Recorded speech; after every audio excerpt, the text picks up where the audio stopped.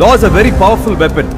Court எவ்வளோ sentence வரைக்கும் pass பண்ண முடியும், எவ்வளோ ஃபைன் வந்து இம்போஸ் பண்ண முடியும், அதுக்கு அந்த கோர்ட்டுக்கு எந்த செக்ஷனில் பவர் கொடுத்துருக்கு அப்படின்றத பற்றி தான் பார்க்க போகிறோம். இதுக்கு முன்னாடி இந்த சேனல் நீங்கள் இன்னும் சப்ஸ்கிரைப் பண்ணலன்னா சப்ஸ்கிரைப் பண்ணிடுங்க, கூடவே பெல் ஐக்கானையும் கிளிக் பண்ணிடுங்க. எல்லாருக்குமே ஒரு டவுட் இருக்கும், என்னன்னா எந்தெந்த கேசஸை எந்தெந்த கோர்ட் இயர் பண்ணணும், எந்த கோர்ட்டால் ஜட்ஜ்மெண்ட் கொடுக்க முடியும்.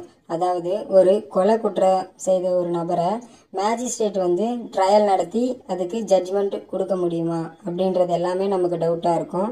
இப்போது நம்ம இந்த வீடியோ மூலயமா சொல்ல வர்றது என்னன்னா, பனிஷ்மெண்ட் எவ்வளோ கொடுக்க போகிறதோ அதை பொறுத்து தான் அந்த கோர்ட் வந்து எந்த கோர்ட்டு அந்த கேஸை வந்து ட்ரை பண்ணும் அப்படின்றது வந்து நிரூபணமாகும். ஃபார் எக்ஸாம்பிள், இப்போ பனிஷ்மெண்ட் வந்து ஒரு கொலை குற்றத்துக்கு வந்து தூக்கு தண்டனை வரையில் கொடுக்க முடியும் அப்படின்ற பட்சத்தில் தூக்கு தண்டனை எந்த கோர்ட்டால் இம்போஸ் பண்ண முடியுமோ, அந்த ஜட்ஜ்மெண்ட்டை கொடுக்க முடியுமோ அந்த கோர்ட்டு தான் அந்த கேஸை வந்து ஜட்ஜ்மெண்ட் கொடுக்குற மாதிரி இருக்கும். மற்ற கோர்ட் வந்து அதோடைய மேக்சிமம் லிமிட் என்னவோ அந்த மாதிரி அதுக்கேற்ற மாதிரி இருக்கிற கிரைமுடைய பனிஷ்மெண்ட் மட்டும்தான் அந்த கோர்ட் வந்து ஜட்ஜ்மெண்ட் கொடுக்க முடியும். நாம இப்போ எந்த செக்ஷன்ஸ் அந்த சென்டென்சஸ் பற்றி எக்ஸ்பிளைன் பண்ணுது அப்படின்றத பற்றி பார்க்கலாம்.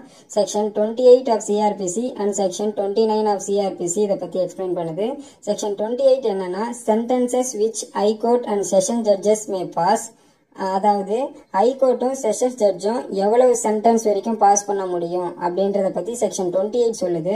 அண்ட் செக்ஷன் 29 வந்து sentences which magistrates may pass.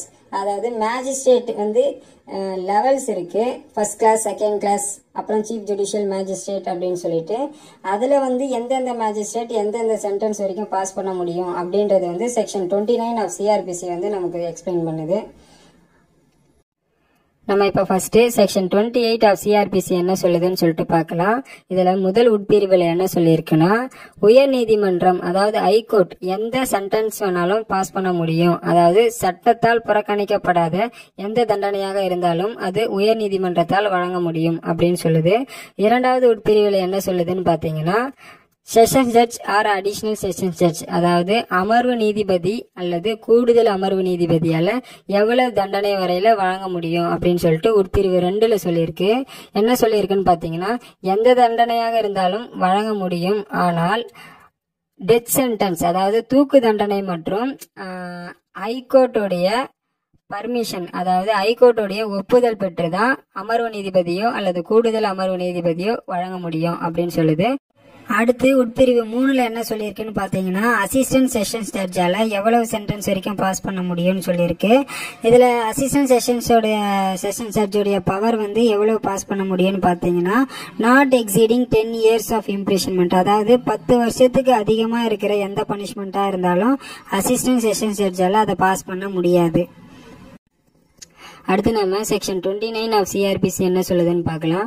இதுல முதல் உட்பிரிவுல சீஃப் ஜுடிஷியல் மேஜிஸ்ட்ரேட்டால ஹையஸ்டா எவ்வளவு பனிஷ்மெண்ட் வரையில வழங்க முடியும் அப்படின்னு சொல்லியிருக்கு.